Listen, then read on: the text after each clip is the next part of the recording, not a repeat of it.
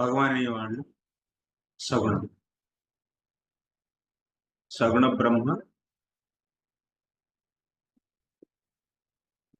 నిర్గుణ బ్రహ్మ.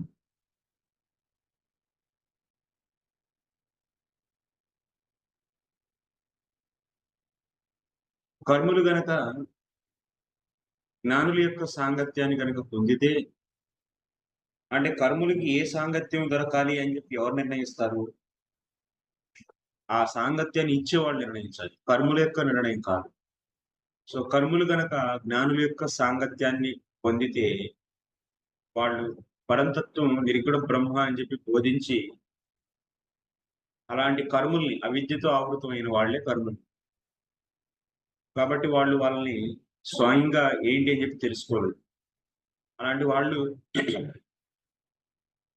ఈ యొక్క నిష్కామ కర్మయోగాన్ని చేసి అవిద్యను పోగొట్టుకుని విద్యతో ఆవృతమవుతారు. వాళ్ళు ఇంకా వాళ్ళ యొక్క ఆధ్యాత్మిక జీవితంలో జ్ఞాన మార్గాన్ని అనుసరించి అంతిమంగా బ్రహ్మను ప్రాప్తించుకుంటారు.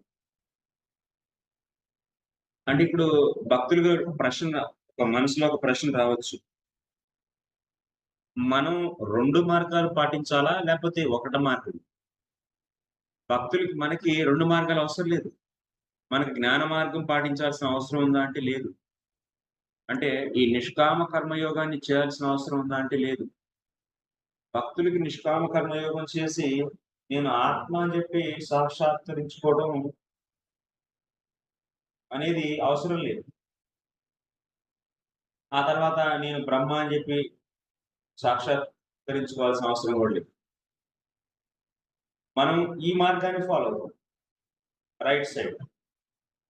అంటే మనం ఏంటి భక్తుల సాంగత్యం పొందాం. కాబట్టి మనకి ఆ భక్తులు ఏం చెప్పి బోధిస్తున్నారు?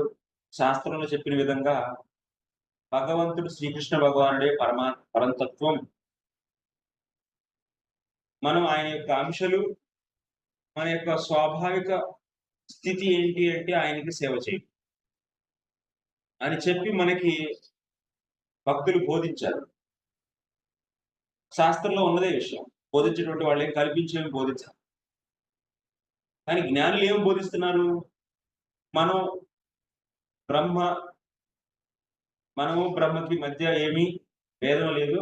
అహం బ్రహ్మాస్మి అని చెప్పి జ్ఞానులు కర్మలకు బోధించి బ్రహ్మ ప్రాప్తిని కలుగజేస్తున్నారు.